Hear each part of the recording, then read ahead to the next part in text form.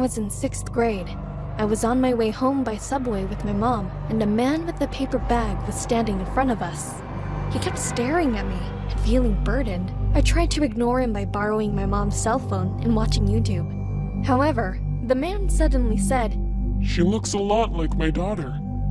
I was surprised at first, but quickly relieved of my alertness since it seemed he has no dangerous intention. Mom replied, "Oh, thank you," and tried to stop talking to him, but he continued. "My daughter is pretty too. She seems to be about the same age as my daughter, and you must be having a hard time taking the subway so late at night." Then he handed us a paper bag he was holding and said, "I baked some bread today. Give it to your daughter." She refused many times, but he kept saying, "You know, lots of the children are usually hungry at this time. or, This is a really delicious one." it's hard to ignore him when he's been recommending it not once or twice. So we were forced to take a paper bag and put it on my lap and waited to get to the next station we could get off. After a while, he talked to me again. "Why aren't you eating?" I didn't know what to do, so I said, "Oh, I just ate a lot, so I'm not hungry yet. I'll eat later." Then he asked me once again. "I said, why aren't you eating?" His facial expression was stiff and bizarre, so I still remember that moment vividly. I apologized politely and asked him inversely this time, "Why do you give me this bread instead of your daughter?" Then he replied, "Oh, because I can't see my daughter anymore." My mom, who was getting anxious, watched me quietly from the side and dragged me. "Sweetie, we're getting off soon, so we have to stand by the door." She took me to the closed door, and for 10 minutes before getting off, he kept looking at me. Just before we arrived at the station, he came to us and told like this, "I gave you this. Why didn't you eat? Why? Why?"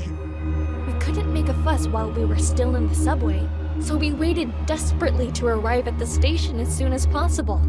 Fortunately, we arrived at the station shortly after, and at that very moment, we left the subway as if we were running away.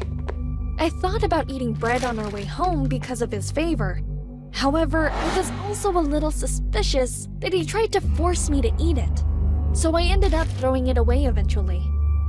The more I thought about it, the more creepy it was. It happened when I was 7 years old. There was a small wig factory in my neighborhood, and lots of hair was always rolling around in front of the factory. I could see lots of men and women busily carrying boxes into the car. In addition, mannequin heads were scattered around the factory, so I sometimes played with them, kicking like a soccer ball. However, at some point, the people who were busy working at the wig factory were not seen, and there were many days when the shutters were always closed. One day when I was walking by the factory with my mom, she looked at the closed factory and said, "They said wigs don't sell very well these days. I guess they're going to close the factory." A few days later, I was playing hide and seek with my friends in the neighborhood until dinner time. It was a long winter day, so it was already dark, and I, who was a tagger, couldn't find one of my friends. When I finally gave up, he showed up and said he was hiding in the wig factory. "How did you get in when the shutters were closed?" "When you go to the back of the door, there's a pile of boxes on the wall, and you could step on them and go in through the window. There was a shelf under the window, so you could step on it and come back out."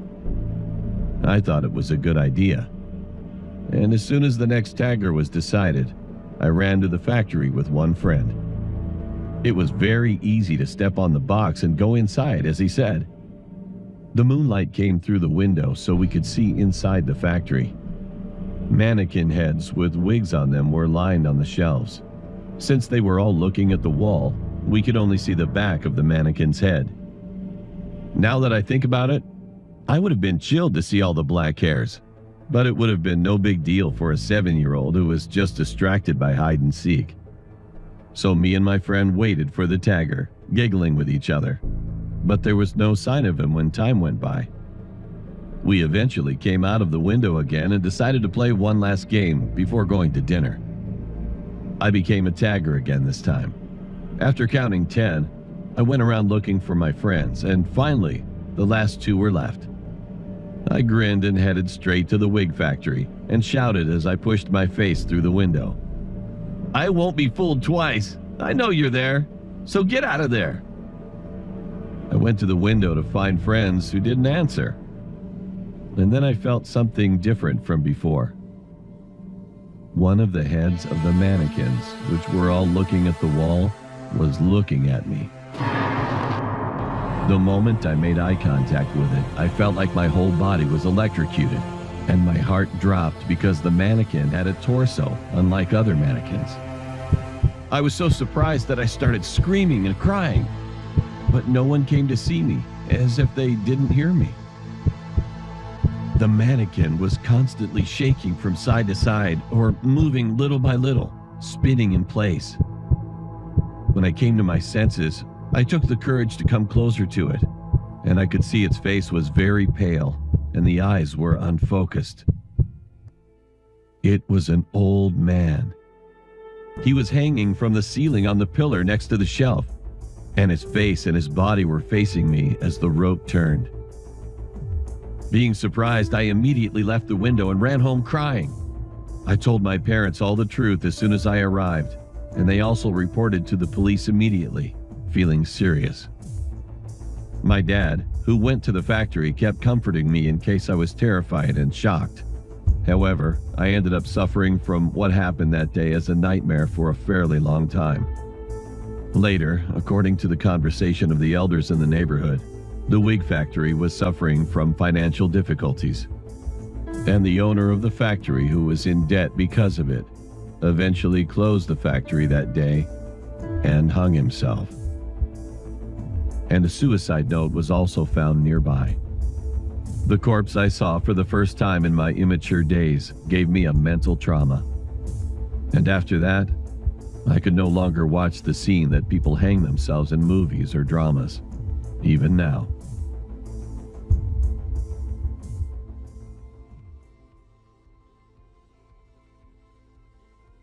It's about when I was 21. I had a friend named Steven. He was very nice, but had a really bad complex on his face. He had serious skin problems, and it was hard to meet people. Another friend around him always made fun of his face. So from some point on, he didn't go out of the house because he became a social misfit. He has always been stuck at home, like a ghost. I was his only friend. One day, when I went to his house to see him, I could see that he was getting darker and worse. All kinds of caffeine drinks were piled up on his desk, and his appearance was getting worse. There's something he's into these days, and it's the deep web. I think he enjoyed watching all the stimulating things on the deep web and feeling out of touch with the world. In the deep web's world, you could see the things which don't happen in the real world. I feel like he wanted to escape reality like that. Worried, I told him to quit, but he didn't listen. One day, while I was playing at his house, he found some kind of terrible site on the deep web, and I could see lots of pictures of many people's skins and bones being separated. I was disgusted right away, but my friend Steven started to feel interest in. Is this all real? I told him to stop watching, but he kept digging the site. Start your new life. We'll make you have a new face. It was written in red letters like this. I think it was talking about taking off the skin of someone else's face and transplanting it. So it's kind of illegal plastic surgery. Does this make any sense? It's nonsense. I'm sure it's a fake site that someone just made to make fun of others. However, Steven sent an email there, and a few days later, he disappeared. And he still hasn't shown up so far. No one has ever seen him, including his family. But you know what? When I looked out the window from my house sometimes, there was a man looking at my house from afar. He was very handsome. He would look at my house for a while as if he were thinking about something, and then disappeared. At first, I thought he was just confused about the address, or had something to do around here. One day, something came to my memory suddenly. Was that Steven? Maybe he showed up with his new face and came to see me. Of course, I still miss him, and I do believe he's alive, somewhere.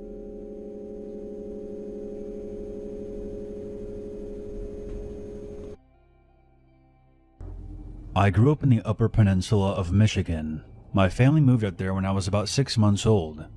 I was originally born in a small town called Mount Clemens. It's the same town that Dean Cain from The Adventures of Lewis and Clark was born in. I suppose that's my biggest claim to fame. Michigan is quite a unique state, the way it's positioned on the northern border of the US and the southern border of Canada. Those of us that are born in Michigan usually stay here, and no one ever travels to my neck of the woods. There's no real way to just pass by, and we're landlocked by the Great Lakes, if that makes sense. With the exception of the large cities, the state is mostly covered by woodlands. I have a few strange experiences living in the Upper Peninsula, but none stranger than the one I'm about to tell. We lived on top of a hill, about a 30-minute drive to the nearest town. Our next-door neighbors were a good 10 miles away. It was quiet. Few, if any, vehicles ever came by the house. I developed a strange fear of vehicles coming up the hill. It seemed like you could hear them for miles. I mean, of course, there were others who lived on our road, but this wasn't a place for outsiders to take shortcuts. We didn't even have names for our roads. They were all designated by numbers. When I got older, I wasn't too excited or afraid when vehicles would pass by. During the day, I knew most of the cars and trucks that our distant neighbors drove. When night came, well, that was a different story. I could see the headlights cutting through my bedroom window and light up my walls like some kind of ominous paint. It's a hard feeling to describe, but in my young mind, I felt that no one had any business driving down such a remote road at any point after dark. At the time, I was about 13. The year was 1996. Our family, amazingly, had just acquired internet. Anyone that's in their mid to late 30s knows how insane this time was. For whatever reason, at this time, my dad installed a glass sliding door on the wall near where the computer was. The computer used to be the hub of our home at the time, unlike nowadays where every family member has their own computer, plus a billion other gadgets in their pocket. So having the sliding door open up to the scenery of the countryside from the computer desk was actually pretty nice. I appreciated it for about 2 days, before one of the strangest things I've ever seen occurred. I was up late on a Saturday night on the computer, like usual. In those days, I was probably messing around in the Yahoo chat rooms, or maybe playing Myst. Then I heard it. I mostly felt it at first. The low rumbling of a truck engine, creeping slowly down the main road. The truck passed by our house, and then stopped. The long-forgotten fear I mentioned earlier came roaring back like a freight train. Nothing good would come from a suspicious truck driving down our road at 1 o'clock in the morning. What I saw next has burned itself inside my head. I can still recall it as clear as day. The truck screeched to a stop. A man flung open the passenger side door and quickly hustled over to the driver's side. This was all taking place too far away for me to give a really good physical description, but I could tell the passenger was much larger than the driver. He wore some kind of puffy vest, jeans, and one of those trucker-style caps. He grabbed the driver and dragged him out of the truck, then slammed him against the tailgate. He seemed to be shouting orders at the driver, motioning him to open the tailgate. When he did, I saw the driver turn to the bigger guy, as if he was hesitating out of fear. Even at a distance, I could see this clearly. The driver was unnerved, and his partner forcefully handed him a shovel. The passenger then pointed to a spot on the side of the road behind the truck. The panicked driver began to frantically dig where the passenger had pointed to. He dug for about 3 to 4 minutes, paused, then looked at the driver, and the two exchanged some words that I couldn't quite make out. The passenger then dragged something out of the bed of the truck. I can only describe it as a closed sleeping bag, with a body still inside. The passenger walked over to the shallow grave and tossed it in. The two men then made a poor attempt of covering the hole before they sped off. You may be asking, well, did you go out and see what they buried? And the answer is surely what you would expect. Of course I did. And that's the creepiest part of all. When I went out to the road the next morning, the hole was empty. I knew what I saw. There was even the tire tracks from the night before. But whatever they threw into that hole was gone. I looked to the opposite side of the burial and was horrified to see footprints in the dirt leading straight into the forest. I had no idea what to make of it. I've repressed this memory for so long and just wanted to pretend that it never happened. Aside from a few close friends, I've never told anyone about this. I believe that bag they threw into the ground had someone in it, and they thought that person was dead. However, based on what I saw the next morning, they were wrong. You can chalk this all up to teenage imagination if you like, but I stand by what I say. There are some things in this world that you'll never be able to explain, and even if you could, chances are, you wouldn't care much for the answer.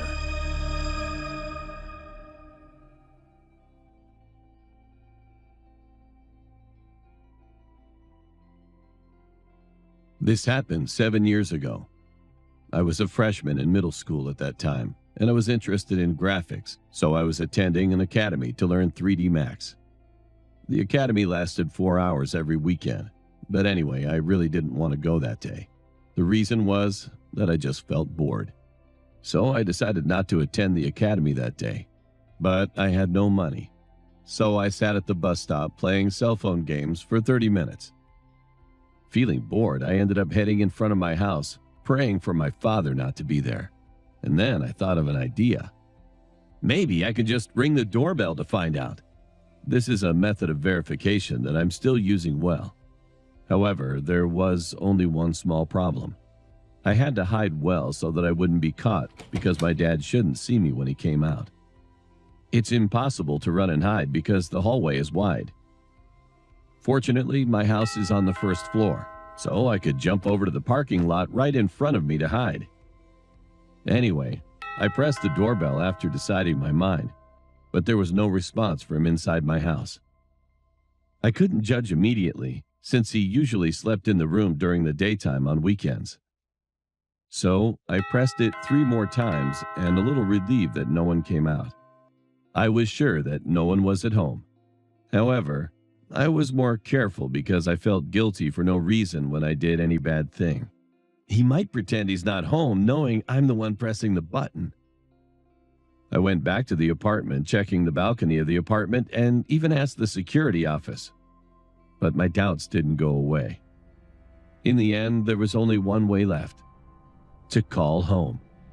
Fortunately, our phone didn't show the phone number at the time. So I decided to make a phone call. Just as I tried to put the phone down after hearing 5 times of phone signals, someone answered the phone. I was so surprised that I hung up right away. However, I called one more time because it was too cold outside and I wanted to play on a computer at my cozy home. Again, someone answered the phone, and this time I could hear a breathing sound over the phone. I thought it was the sound of my dad's breath because I remembered he caught a cold at that time. And I could not stay out any longer. So I ended up entering the apartment with a ridiculous excuse that the academy ended early. However, I couldn't sense any presence of people as soon as I came inside. "Dad? You not here?" I was glad that I wasn't scolded, but first of all, I checked some stuff just in case. How dry the toilet water is, how warm the TV setup box is, or how warm the bed is, etc. And it was concluded that there was no one at home for about 3 hours. In the midst of joy about his absence, I suddenly felt chilled and got goosebumps. Then, who answered the phone earlier? Feeling terrified, I looked carefully around the house, but there was no one. And my parents, who were out, soon returned, and I forgot about it a few moments later.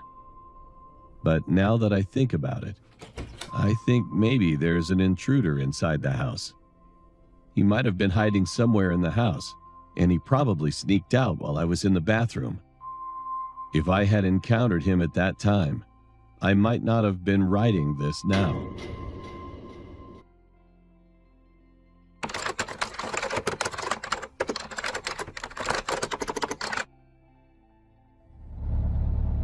I'm 21 years old.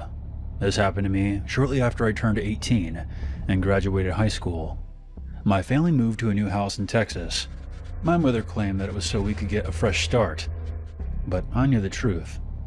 She was ashamed of all the trouble that my sister Jocelyn had gotten into in our hometown. Weeks later, after we settled into the new house, Jocelyn disappeared. My mother received a phone call from my sister's parole officer. Apparently they found her in Atlanta. And to make a long story short, Jocelyn wasn't thrilled about the move, so she ran away to a friend's house. Unfortunately, I couldn't fly back to Georgia with my mom, and I had no choice but to stay in Texas. The next morning after my mom left, I went for a jog around the new neighborhood to familiarize myself. It was when I stopped to catch my breath and change playlists on my phone that I felt a cold feeling creep up my spine. It was the unmistakable sensation that you get when you're being watched. I looked around, but there was nothing out of the ordinary. But I knew that someone was watching me from somewhere close by. I decided to cut my walk short. As soon as I reached my house, I locked the doors and immediately ran upstairs to take a quick shower. While I was washing up, I heard a faint thud from downstairs. I quickly turned off the shower and listened. Another thud followed. I quickly threw on my clothes and ran downstairs to check things out, but there was nothing. The front and patio doors were locked, so I was left feeling a little confused. Trying my best to keep my composure, I was finally able to breathe when my mom called to check up on me. I didn't want my mom to be worried about me. She was already stressing out enough because of the situation with my sister, so I told her that I was fine and that I was going to order takeout and chill for the rest of the day. Later that night, around 10 p.m., I finished up my dinner while binge watching How to Get Away with Murder on Netflix and eventually fell asleep on the couch. I suddenly woke up a couple of hours later. It was around 1 a.m., and the room was freezing. The thermostat showed 42 degrees. That's when that dreadful feeling came back. I felt like a deer being eyeballed by an apex predator. Danger was close by. My stomach felt like I was doing somersaults. Something was very wrong, and that's when I noticed that my phone was missing. After a brief search on the couch, I couldn't find it. Annoyed, I decided to use a website called Text Now on my laptop. It's a free online service that I sometimes use to track my misplaced phone. Trembling, I typed in my number. Almost immediately, the ringtone abruptly stopped, and that's when I heard heavy breathing coming from the other end. I barely had enough time to respond when I heard a knocking on the glass of the patio doors. I grabbed an unscrewed bedpost from the closet before checking things out. When I looked out through the doors, my heart stopped.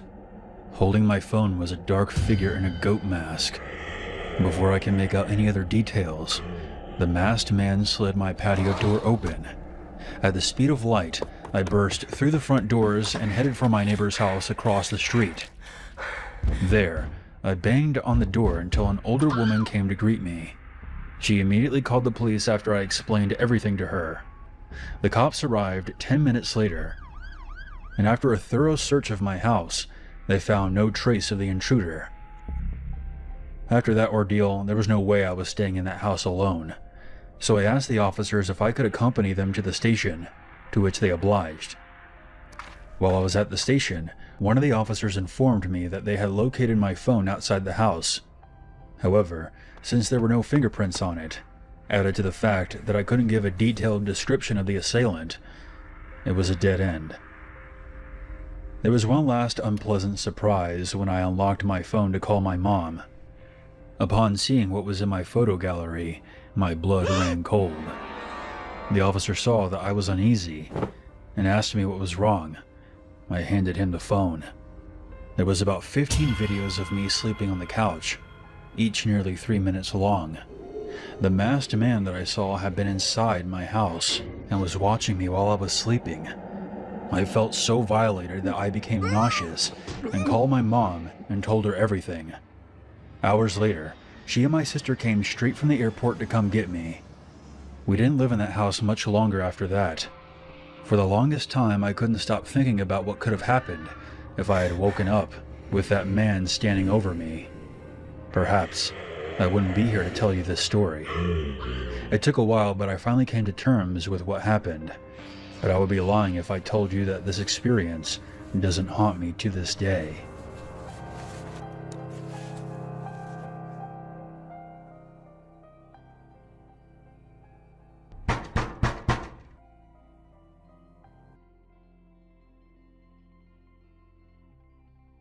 This is one of my friends, Mary's story, but she's not here anymore. So this happened after she met a guy. One day, Mary made a new boyfriend who said his job was an actor. She would show me some pictures and he definitely had a nice face that everybody would fall in love with him. I was jealous of my friend. However, I still can't believe what happened. Although he said he was an actor, he never appeared in a movie, nor did earn any income. He was actually a would-be actor. According to my friend, he had no acting skills or any qualifications as an actor at all. So he was such a playboy, just a man who was confident of his handsome face. The two seemed to meet well, but their argument and fight always continued. The reason they fought was quite unusual. He always said he wants to be the main role of serial killer movies as a killer, and always forced Mary to act in the opposite role. At first, she did that for him because she loved him. However, he became more and more seriously immersed and began to actually hit or hurt her at some point. He realized his mistake soon after he got out of the immersion, but he didn't feel much guilt about it. That's why she was always hurt, and once he almost stabbed her with a knife.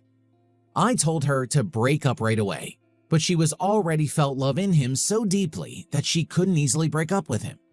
She insisted that the rest was fine except for that. It was about 3 months after they met. One day, I got a video call from her. Beyond the screen, she was seen in the hotel room and her boyfriend standing right behind her. While Mary was smiling and talking to me, he was staring at me without any word. He was glaring at my face through the screen.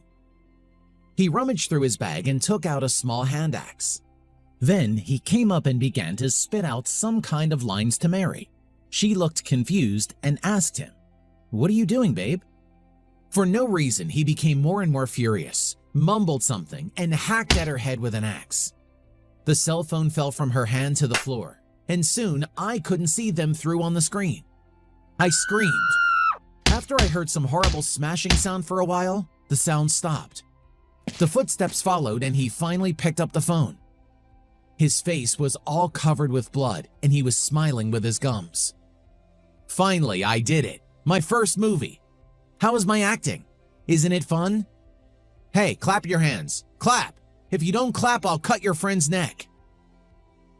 He put the axe around her neck and I had to pretend clap, crying.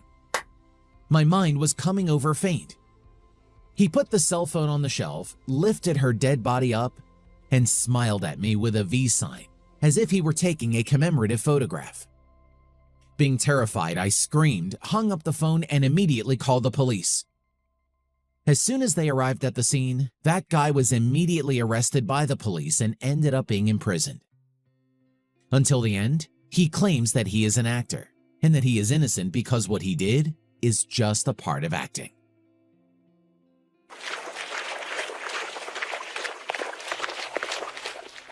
My name is Aditi. I have my best friend who is extremely close to me since she has now moved in with me and my family.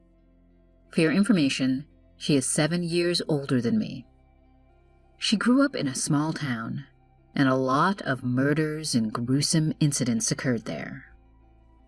One of the scary incidents that she told me still causes me to send shivers down my spine. So this happened to her when she was 11 years old.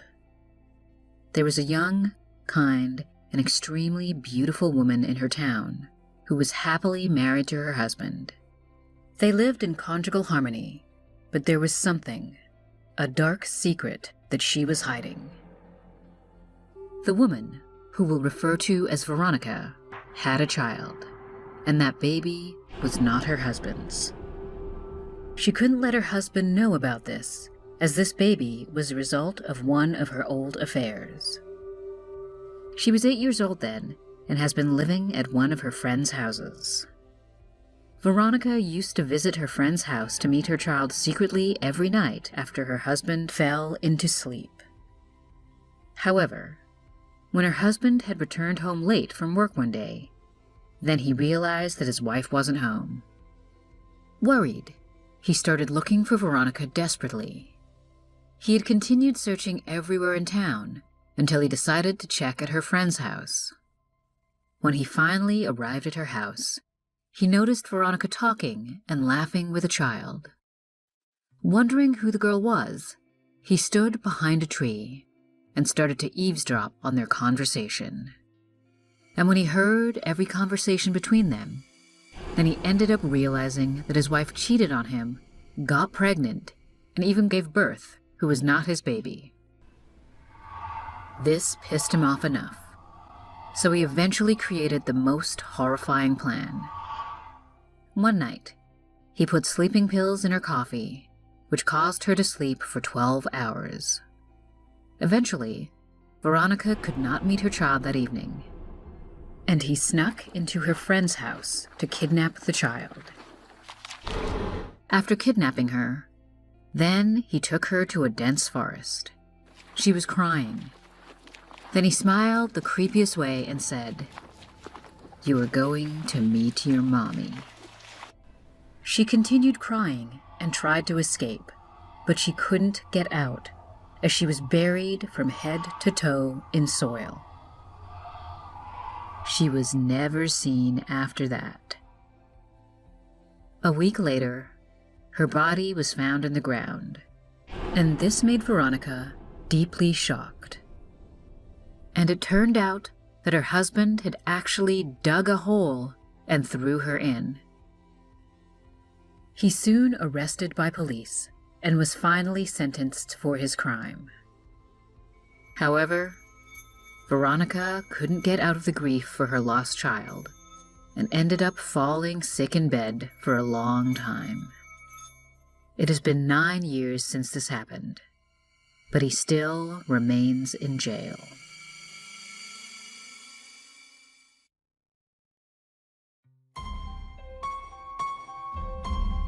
One of my friends was living in a dormitory for a while.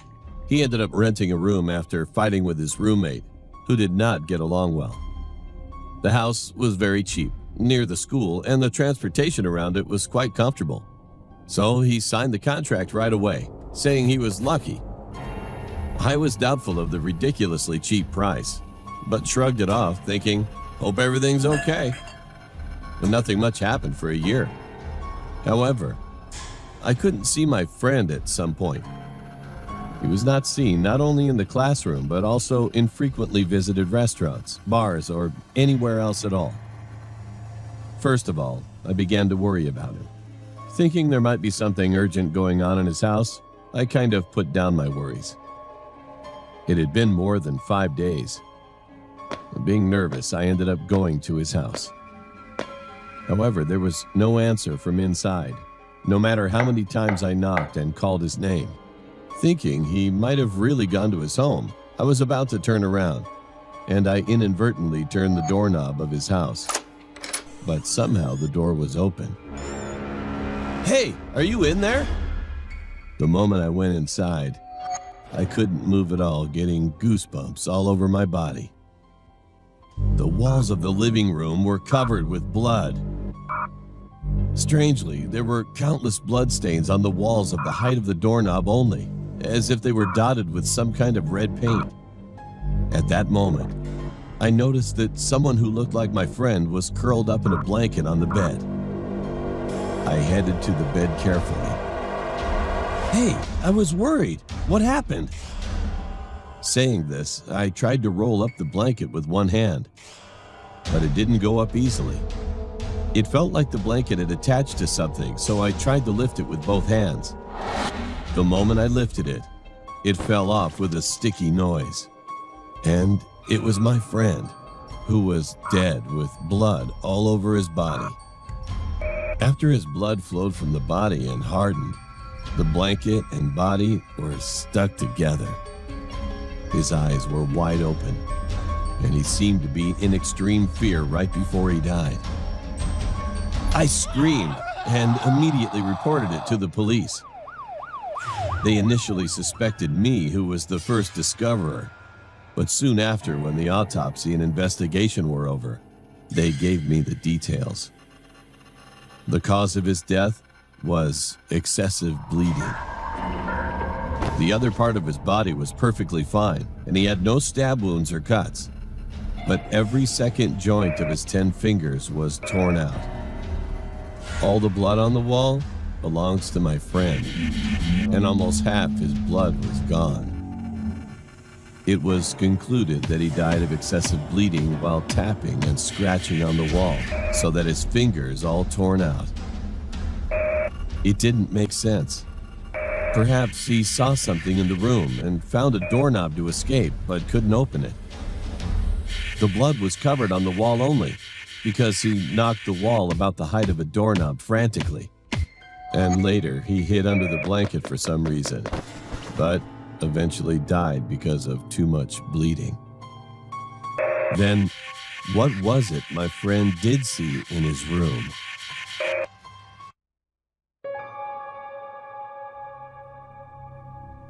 This is the first time I've told this story in a manner like this. Now, I'm not a native English speaker or writer. I live in Brazil, and my family do not have anything extraordinary about them. My dad's an engineer and my mother is a psychologist. I'm 30 now, but this story occurred when I was maybe 10 or 11, sometime in that gap. It was the period of school break. Here it occurs in the middle of the year. So me, my cousin, who was a little older, maybe 13, and her brother, who was the same age, went to our grandparents' house. They lived in the countryside. They live in a state called Minas Gerais. We went to stay for about 7 days. The first 6 days were perfect. Not too cold, not too hot, the relaxing sound of animals, the fresh smell of coffee every day, that delicious farm food that my grandma did so well. A true paradise for a child.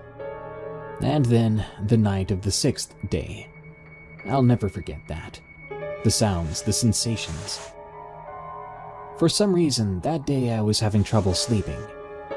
My cousins were already fast asleep. I decided to walk to the kitchen to get a cup of water or something to drink. With luck, we would have some Coca-Cola in there. When I made it to the kitchen, I found my 2 uncles, who lived on the farm ground to help my grandparents with all the farm things and all that. They were talking about something. When they saw me, they smiled and continued their conversation. I don't remember what they were talking about, but it was lighthearted. Then one of them closed the door. I saw that there was an enormous quantity of locks on the door, including one that was a wooden bar that was placed horizontally over it. I didn't say anything, I just grabbed my water, then drank it before going back to our room. Later on in the night, I was awakened by the sounds of loud voices.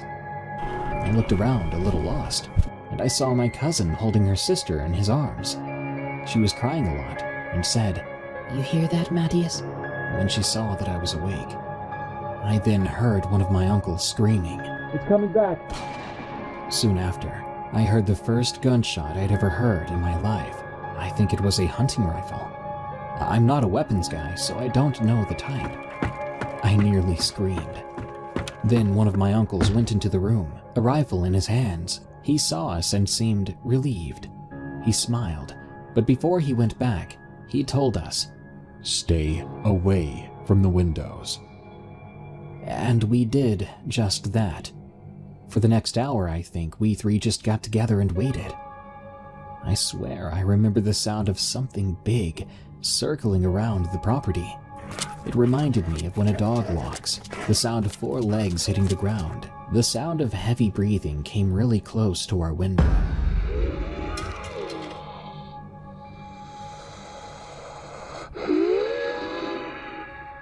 Then there was a bang. My cousin screamed, and my uncle came into the room and led us to the kitchen. He never lost sight of that window, training the gun there. Then there was nothing. Just dead silence. We slept in the kitchen, and one of my uncles stayed awake all night with us. In the morning, all seemed like a bad dream. But then I went out because I loved the smell of grass in the morning, and I saw these huge claw marks on the outside of the door. They looked 6 centimeters wide, enormous, and these huge dog-like footprints were around the house too. I asked the uncle that took us out of our room, and he said to me, like it was normal, "Well, this is our life here."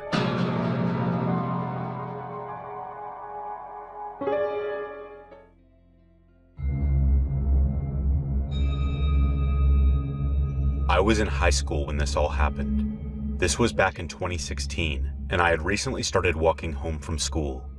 I didn't live too far. It was only around a 20 to 30 minute walk, depending on how much I wanted to go home that day. The school day had just ended, and this was my 5th or 6th time walking home.